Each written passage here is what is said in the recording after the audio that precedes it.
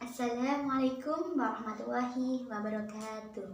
Alhamdulillahirrabbilalamin. Wassalatu wassalamu ala asrafil anbiya'i wal mursalin wa ala alihi wa ashabihi ajma'in.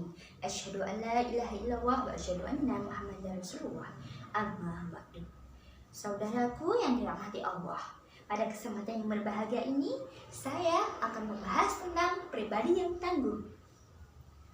Nah, seseorang yang hanya memiliki keberanian saja belum cukup untuk membuatnya berhasil meraih kesuksesan sejati. Hari ini mungkin kita mengambil sebuah langkah yang benar, namun keesokan harinya mungkin kita akan goyah dan putus asa. Maka selain berani, kita juga harus tangguh. Orang yang tangguh adalah orang yang senantiasa menyadari bahwa setiap persoalan dan ujian yang datang hakikatnya itu dari Allah Subhanahu wa Ta'ala. Setiap persoalan yang datang dalam hidup adalah untuk kebaikan bagi diri kita, untuk meningkatkan kualitas dan kadar keimanan kita kepada Allah. Allah Subhanahu wa Ta'ala berfirman, Bismillahirrahmanirrahim. La yukallifullahu nafsan illa wus'aha. Allah tidak membebani seseorang melainkan sesuai dengan kesanggupannya. Quran surat Al-Baqarah ayat 296. Maka tidak ada alasan bagi kita untuk berkeluh kesah, kecewa, dan putus asa. Seseorang yang tangguh akan menghadapi kehidupan sesulit apapun dengan penuh sabar dan tawakal. Karena baginya segala sesuatu yang terjadi di dunia ini tidak ada yang berada di luar kekuasaan dan izin Allah.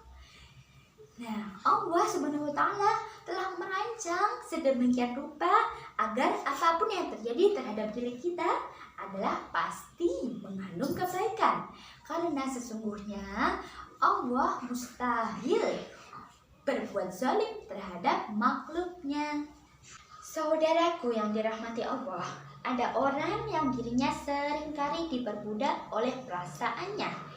Bisa karena sakit hati, cemburu, marah, tersinggung, dendam, dan lain bentuk perasaan negatif lainnya. Orang seperti ini akan berlarut-larut dalam perasaannya, merasa selalu harus dikasihani, merasa menjadi orang yang paling terzolimi. Langit baginya kelam, hidup baginya sempit, seolah hidupnya sendiri tanpa ada orang yang peduli kepadanya. Ketika hati berada dalam keadaan seperti ini, maka sebenarnya saat itu kita dipenuhi oleh sesuatu yang selain Allah. Karena jika Allah mendominasi hati kita, niscaya segala bentuk perasaan negatif itu akan hilang, akan sirna. Sedangkan jika bukan Allah yang ada di dalam hati kita, maka bagaikan sedang berjalan di dalam hutan yang gelap gulita di malam hari tanpa ada setitik pun cahaya. Tidak heran jika ada orang yang diperbudak oleh perasaan-perasaan seperti itu. Kemudian yang memiliki jalan yang sesat, ia menyimpang pada minuman keras, menggunakan obat-obat terlarang, serta melakukan hal yang paling dibenci oleh Allah, yakni bunuh diri. Ingat utang tapi tidak ingat kepada Allah, maka kita akan stres terus. Ingat sakit hati tapi tidak ingat kepada Allah, maka hati kita akan sempit oleh kekecewaan dan dendam. Padahal membalas dendam sama sekali tidak akan memperbaiki keadaan, saudaraku.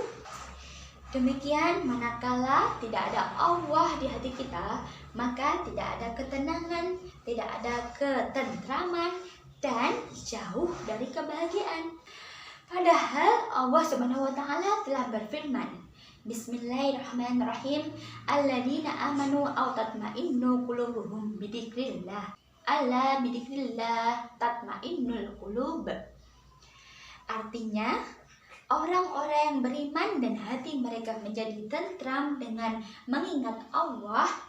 Ingatlah, hanya dengan mengingat Allah, hati menjadi tentram.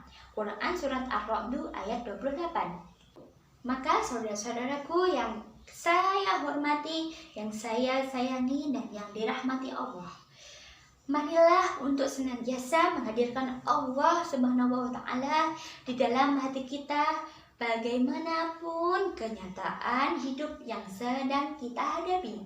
Niscaya Allah akan memberikan petunjuk dengan jalan yang terbaik, dengan jalan yang tidak pernah kita bayangkan sebelumnya. Hanya kepada Allah kita memohon petunjuk dan perlindungannya.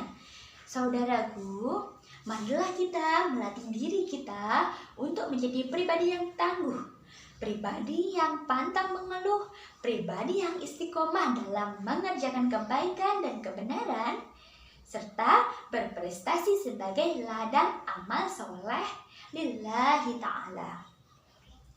Pribadi yang senantiasa menikmati manis pahit kehidupan sebagai keadaan yang sama saja, yaitu dengan cara senantiasa menghadirkan Allah Subhanahu wa Ta'ala dalam diri kita bagaimanapun kenyataan hidup yang sedang kita hadapi.